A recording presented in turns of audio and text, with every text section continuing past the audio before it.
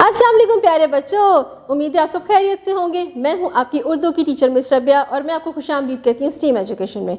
तो नन्हे मुन्ने दोस्तों, आपको पता है ना कि आप और मैं मिलके स्टीम एजुकेशन के उर्दू के पहला कदम के कायदे से सीख रहे हैं शाबाश हरूफ तहजी। पिछले सबक में हमने रे का तारुफ करवाया था, अब रे के ख़ानदान का हम दूसरा नया हरफ करने जा रहे हैं। लेकिन उससे पहले हम पढ़ेंगे एक कहानी, क्योंकि कहानी में ही छुपा है वो हर्फ और उस हर्फ के नए दोस्त। तो चले शुरू करते हैं। ये है गाड़ी की कहानी। अली को स्कूल से छुट्टियां हुई। अली ने अब्बू से पहाड़ों की सैर करने को कहा। हफ्ते वाले दिन वो अपने अम्मी और अब्बू के साथ गाड़ी में बैठकर इस्लामाबाद गया। उसने उधर बहुत बड़े बड़े पहाड़ देखे। उनको देख के अली बहुत खुश हुआ। तो नन्हे मुन्ने दोस्तों, उम्मीद है आपको कहानी सुन के मज़ा आया होगा। इस कहानी में एक नन्हा सा बच्चा था अली। उसको हो गई थी छुट्टियाँ। अब वो बोर हो रहा था और उसने अपने अम्मी अब्बू से कहाँ जाने की ज़िद की? पहाड़ों पे, पहाड़ी इलाकों को देखने का उसको बहुत शौक़ हो रहा था। तो वो अपने अम्मी अब्बू के साथ गाड़ी में बैठ के कहाँ गया? पहाड़ों की सैर करने के लिए इस्लामाबाद। और उसे बहुत मज़ा आया। क्या आप भी अपनी गर्मियों की छुट्टियाँ वहाँ गुजारते हैं? ज़रूर जाया करें, बहुत ही खूबसूरत वादियाँ हैं हमारे मुल्क में। तो नन्हे मुन्ने दोस्तों, वैसे तो इस कहानी में बहुत से नए नए अल्फाज थे, लेकिन कुछ अल्फाज ऐसे थे जिनकी इब्तदाई आवाज़ एक जैसी थी, जैसा कि गाड़ी, पहाड़। अब गाड़ी, जब मैं गाड़ी बोल रही हूँ तो इसमें एक आवाज़ क्या आ रही है? ड़। पहाड़, ड़। तो प्यारे बच्चों, यही है आपका आज का सबक। अब मैं आपको दिखाती हूँ कि ड़ दिखता कैसा है, इसको लिखते कैसे हैं, और हम किताब के ज़रिए जानेंगे ड़ के बारे में। चलें शुरू करते हैं। तो नन्हे मुन्ने दोस्तों, ये है आपका आज का सबक। ये दिखता तो रे जैसा है, लेकिन इसे कहते क्या है? रे, रे, ड़, रे, ड़। रे के ऊपर क्या है? नुक्ता है? नहीं, ये है छोटी तोएं।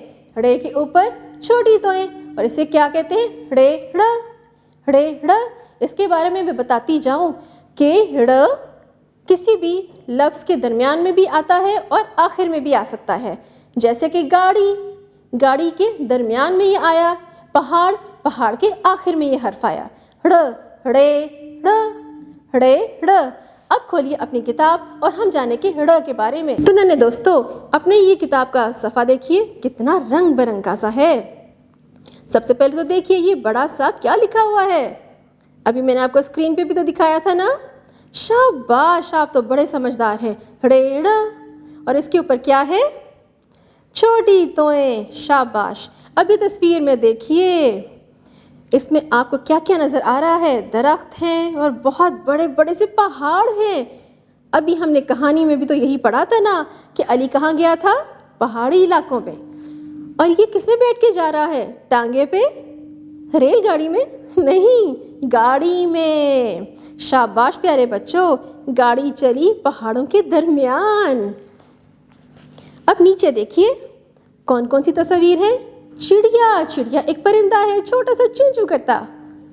गाड़ी, पहाड़, इन सब के दरमियान में और आखिर में कौन सा हर्फ आया? ड़ेड़। अब चिड़िया देखें, च के बाद किसकी आवाज़ है? ड़।